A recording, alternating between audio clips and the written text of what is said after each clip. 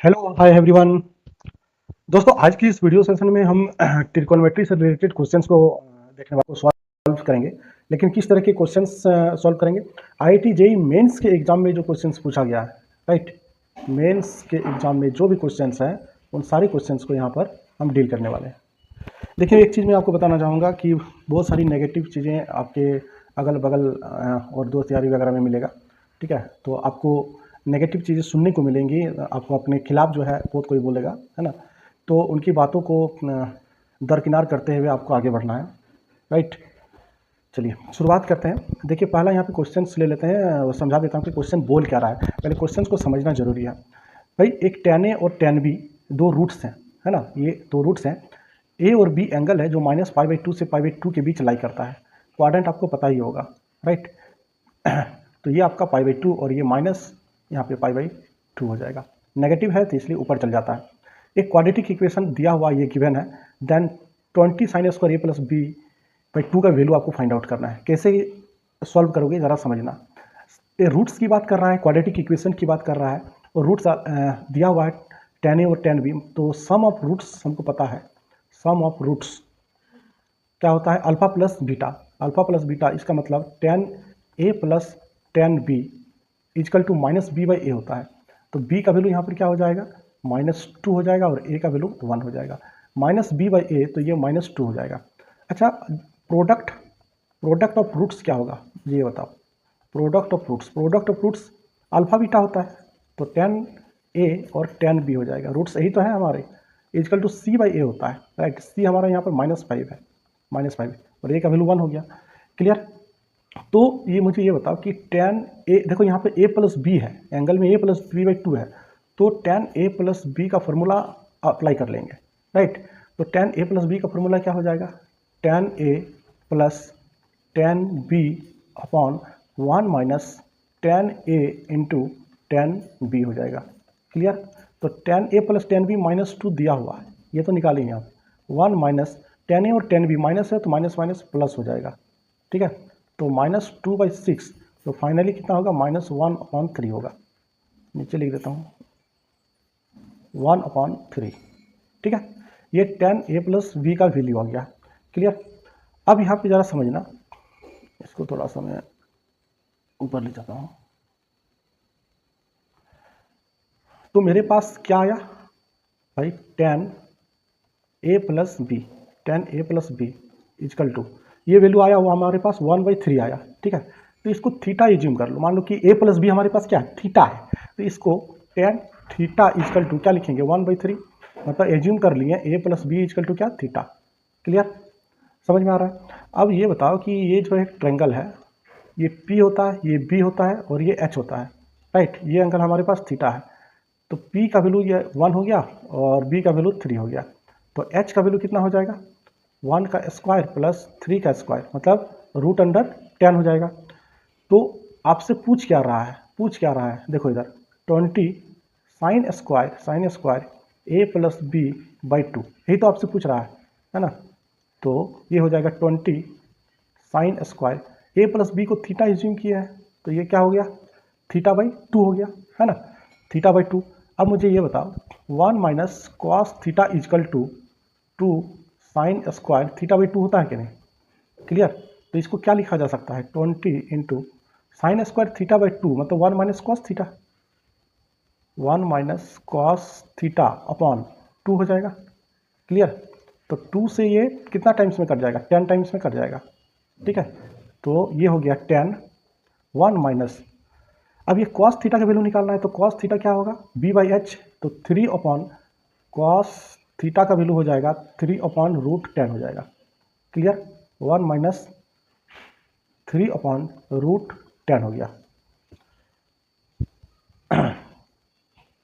बात समझ में आ रहा है? इजकल टू 10, अब इसको एलसीएम ले लो, तो ये हो जाएगा √10 माइनस 3/√10 हो जाएगा। ठीक है, तो कैंसिल हो जाएगा क्या? √10 10 को कैंसिल करेगा कितने टाइम्स में? √10 टाइम्स में। तो √10 क्या हो जाएगा? 10 हो जाएगा, माइनस 3√10 हो जाएगा। ठीक है, यही इसका आंसर होगा। तो भाई कौन सा ऑप्शन में दिया हुआ था? कौन सा ऑप्शन में दिया हुआ था? कौन सा? Option C. ऑप्शन सी इसका सही उत्तर हो जाएगा। क्लियर, समझ में आ गया? चलो अब इसको ले लेते हैं।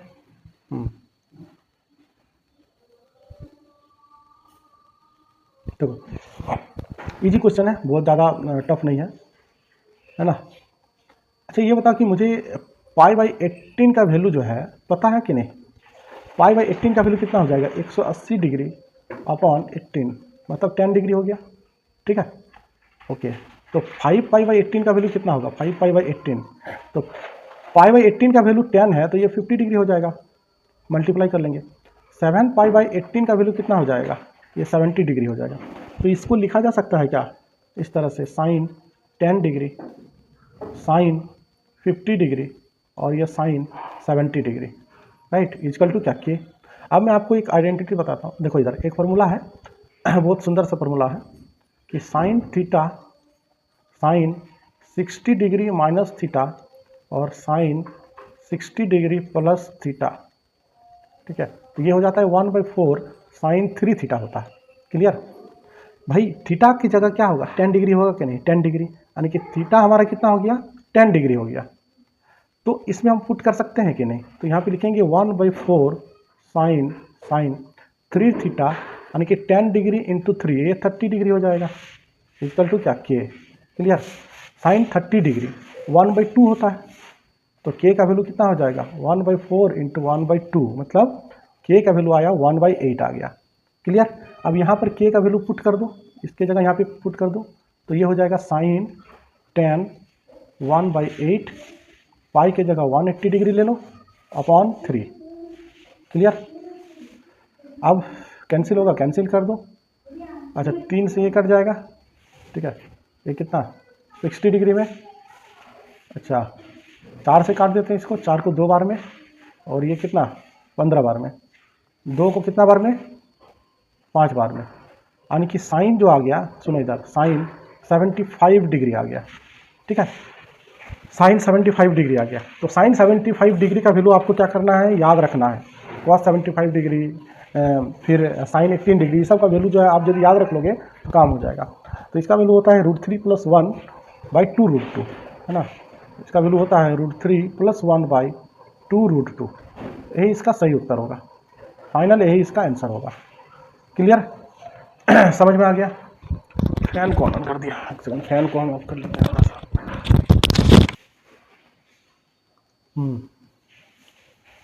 देखो ये भी क्वेश्चन जो है ना इजी है, बस आपको कॉन्सेप्ट को याद रखना है। कॉन्सेप्ट यदि याद रहेगा तो तुरंत आपका बन जाएगा, कॉन्सेप्ट याद नहीं रहेगा तो बहुत दिक्कत होगा। ज़रा समझो इधर, कॉन्सेप्ट को समझना है क्या है। भाई ये नोमरेटर है और ये डिनोमेटर है, तो एक काम करते हैं, सबसे पहले नोमरेटर को सॉल्व करते हैं। ठीक है, नोमरेटर में क्या है हमारे पास? √3 cosec 20 degree minus sec 20 degree है। क्लियर, तो इसको लिख सकते हैं √3 कॉसेक 20 डिग्री मतलब 1/sin 20 डिग्री हो जाएगा। क्लियर, माइनस 1/cos 20 डिग्री हो गया। Clear, okay. एलसीएम ले लो, एलसीएम ले लोगे तो ये क्या हो जाएगा? √3 sin 20 डिग्री, एक सेकंड,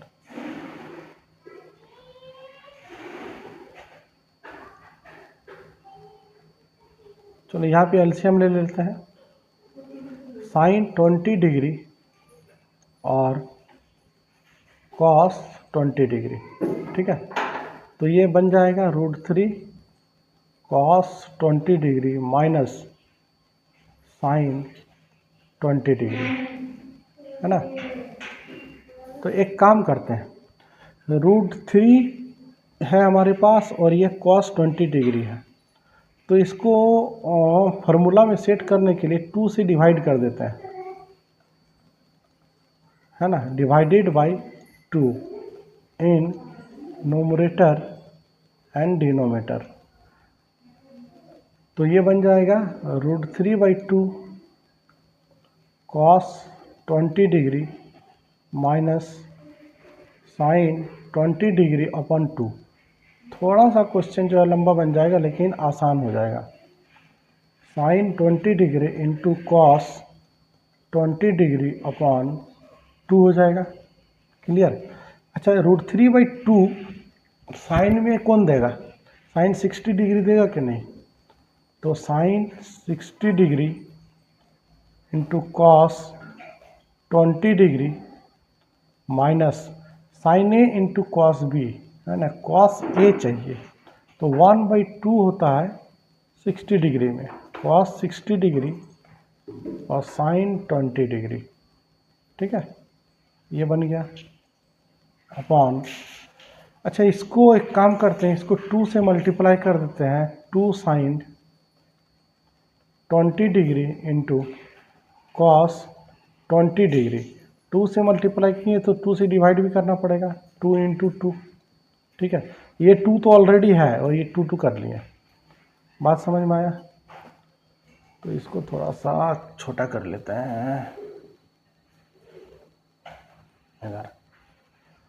अब क्या बन जाएगा जरा समझो इधर। भाई साइन ए माइनस बी हो जाएगा, sine 60 degree minus 20 degree, sine A minus B. अच्छा, 2 sine A into cos A, तो साइन 2a, तो साइन कितना हो जाएगा? 20 डिग्री है तो 40 डिग्री हो जाएगा। और ये कितना है? 2 2 या 4, तो 4 ऊपर में मल्टीप्लाई हो जाएगा। क्लियर। तो ये बन जाएगा sine 40 degree upon sine 40 degree, है ना। एक सेकंड,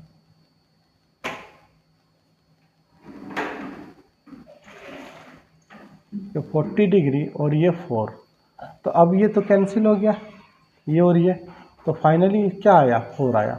तब 4 जो आंसर आया वो न्यूमरेटर में आया, न्यूमरेटर वाला अभी आया, है ना, न्यूमरेटर वाला। तो डिनोमिनेटर वाला अभी सॉल्व करना है। क्लियर, डिनोमिनेटर वाला अभी सॉल्व कर लेते हैं। तो डिनोमिनेटर क्या आएगा? चलो इधर सॉल्व कर लो, नेक्स्ट पेज में कर लेते हैं। कॉस 20 डिग्री क्या लिखा हुआ है? देखो इधर, डिनोमिनेटर में अभी हम सॉल्व कर रहे हैं। कॉस 20 डिग्री, कॉस 40 डिग्री और कॉस 60 डिग्री और ये कॉस 80 डिग्री। देखो ये जो है ना, क्लास में तो खैर बताते हैं, डायरेक्ट इसका आंसर में बता देता हूँ। इसका वैल्यू 1/16 आता है। ठीक है, कैसे आता है इसका मैं फॉर्मूला में आपको बता देता हूँ, ज़रा समझना। इधर होता क्या है कि cos theta into cos 60 degree minus theta into cos 60 degree plus theta equal to 1/4 cos 3 theta होता है। ठीक है, तो यहाँ पे आपके पास थीटा इजकल टू कितना है भैया? 20 डिग्री है कि नहीं? 20 डिग्री है। अच्छा, ये बता कि कॉस 60 डिग्री का वैल्यू कितना होता है? 1/2, है ना, तो 1/2 लिख दिए। क्लियर, 1/2 लिख दिए इसका वैल्यू। अब ये और ये तीनों, है ना, ये थीटा हो जाएगा। और यहाँ पे थीटा जो है 60 डिग्री माइनस थीटा, यानी कि कॉस 20 डिग्री लिख देते हैं एक बार, इंटू कॉस, ठीक है, 60 डिग्री माइनस 20 डिग्री और ये cos 60 degree plus 20 degree. Clear, तो ये फॉर्मूला में सेट हो जाएगा। 1/4 कॉस 3 थीटा, 3 थीटा का मतलब 20 और 3 60 हो जाएगा, मल्टीप्लाई करोगे तो ये 60 डिग्री। ठीक है, तो 1/2 इंटू कॉस 60 डिग्री का वैल्यू कितना है? 1/2, यानी कितना भैया बोलो? 1/4 हो गया, है ना।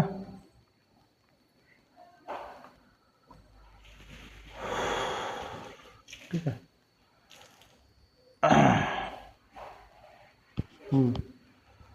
तो ये वैल्यू आ गया हमारे पास कितना?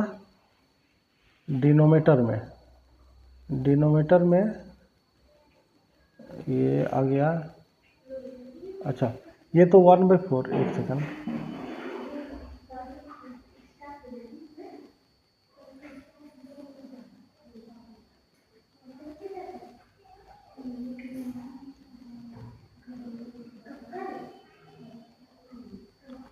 1/2 तो लिख ही दिए।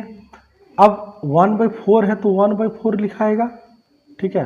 और ये cos 3 थीटा है, थीटा का वैल्यू 20 है, 20 इंटू 3 कितना होगा, ये 60 डिग्री। तो 1/2 इंटू 1/4 इंटू 1/2 है ना। तो 2 दूनी 4 और 4 कितना हो गया 16, 1/16, 1/16 आ गया। तो फाइनली हमें क्या करना है कि न्यूमरेटर और डिनोमिनेटर चाहिए।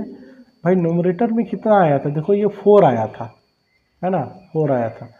तो ऊपर में हम यहाँ पे लिखेंगे न्यूमरेटर में 4 आया था अपॉन, और ये 1/16, तो 16 ऊपर चल जाएगा, तो ये हो जाएगा कितना 64। फाइनली इसका उत्तर होगा कितना 64 होगा। बात समझ में आया, क्लियर। तो ऑप्शन जो है बी इसका सही उत्तर होगा, बस यही कहानी है। अब ये जो क्वेश्चन है, ये क्वेश्चन है, इसको समझने का कैसे बनाओगे ज़रा समझो इस चीज़ को। इजी क्वेश्चन है, बस थोड़ा सा समझोगे क्वेश्चन आपका बन जाएगा। इसको थोड़ा मिनिमाइज कर लेता है। इस थोड़ा सा क्वाड्रेंट वगैरह का यदि नॉलेज है ना तो तुरंत बन जाएगा, है ना। देखो इधर cot x 5/12 है, x का वैल्यू पाई से 3π/2 के बीच लाई कर रहा है। अच्छा, पाई से 3π/2, तो ये होता है पाई होता है, और ये 3π/2 होता है ना। तो cot और tan थर्ड क्वाड्रेंट में प्लस में होता है, ठीक है। ये हमारा क्या है थर्ड क्वाड्रेंट, ठीक है। पहले इसको सॉल्व कर लो, तो ये क्या हो जाएगा, देखो इधर sin 7x into cos 13x/2, 13 है, plus sin 7x into sine 13x/2 plus cos 7x into cos 13x/2। Just multiply कर दे रहे हैं और कुछ नहीं कर रहे हैं। इसको इसके साथ, इसको इसके साथ, इसको इसके साथ किए, इसको इसके साथ, ठीक है। Minus cos 7x into sine 13x/2, ठीक है। देखो साइन ए बन रहा है, sine A into cos B, तो कॉस ए इंटू साइन भी ढूंढना है, ठीक है। Sine A into cos B plus cos A into sine B, cos A into sine B यहाँ पर मिल रहा है, ये वाला और ये वाला को एक साथ लिख लो, यानी कि sine 7x into cos 13x/2 minus cos 7x into sine 13x/2, इसको लिख दिया। अब जो बच गया, कौन बच गया भाई, ये बच गया, ये वाला, ठीक है, और ये वाला, इन दोनों को एक साथ कंबाइन कर दो, क्लियर। तो यहाँ पे इसका वैल्यू लिख लो, प्लस यहाँ पे साइन 7x और sine 13x/2 plus cos 7x cos 13x/2, clear है ना। तो देखो साइन ए, इसको एंगल ए मानते हो, ए और बी है ना, ये ए और बी, तो साइन ए माइनस बी का फॉर्मूला लग जाएगा इसमें, sine A minus B 7x minus 13x/2। अब इसमें भी तो फॉर्मूला लग जाएगा, sine A into sine B plus cos A into cos B, है ना, यानी कि cos A into cos B plus sine A into sine B होता है। तो इसका फॉर्मूला लग जाएगा cos 7x minus 13x/2, cos A minus B का फॉर्मूला होता है, क्लियर। तो इसको थोड़ा सा ऊपर कर लेते हैं, इतना तो समझ में आ गया क्या होगा। अब जरा समझना इधर, इसको लिखा जा सकता है 7 दूनी 14 और 13 माइनस कर दो तो साइन x/2 हो जाएगा, प्लस है ना 14 तो ये हो जाएगा cos x/2 हो जाएगा। ठीक है, तो अब मुझे ये बताओ कि cot x का वैल्यू जो है 5/12 दिया हुआ है ना। cot x का वैल्यू 5/12 दिया हुआ है, ये कितने पाई और 3π/2 पर है। तो अब एक चीज़ मुझे ये बताओ, x बिलोंग्स टू पाई से कहाँ तक 3π/2, तो एंगल x/2 है ना भैया, x/2 है, x/2 कहाँ से कहाँ तक लाई करेगा, π/2 से लेकर 3π/4 तक, है ना। इसका मतलब किस क्वाड्रेंट में लाई करेगा, किस क्वाड्रेंट में, π/2 यहाँ पर है, ठीक है, और 3π/2 तो ये यहाँ पर हो जाएगा ऐसे, है ना, जैसे कि 3 × 180/2, सॉरी 3π/4 है ना, ये 4 हो जाएगा, ये 45 डिग्री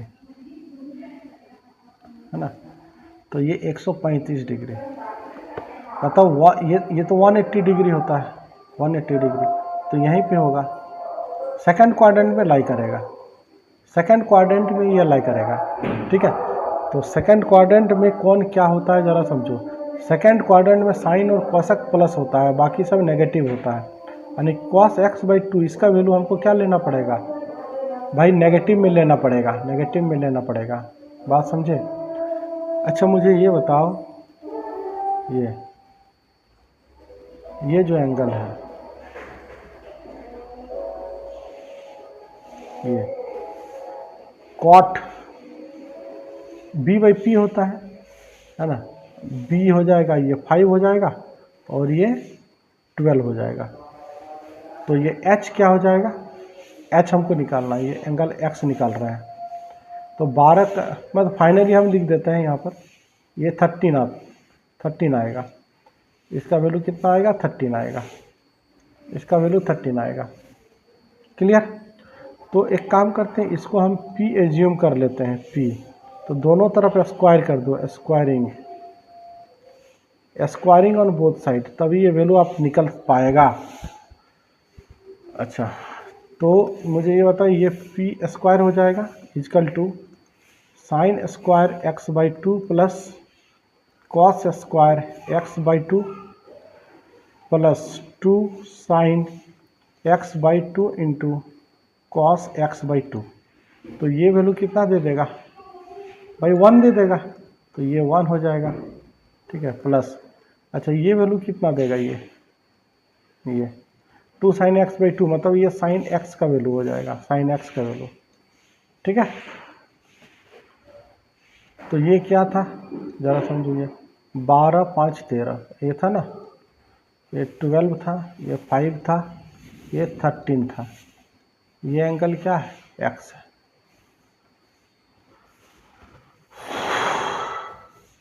बात समझ में आया।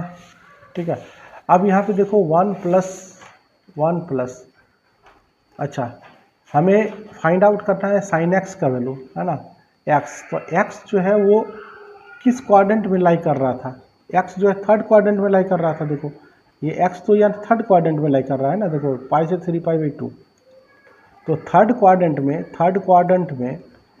साइन क्या होता है, साइन तो नेगेटिव होता है, साइन नेगेटिव होता है, साइन इक्वल टू क्या होगा, p/h हो जाएगा।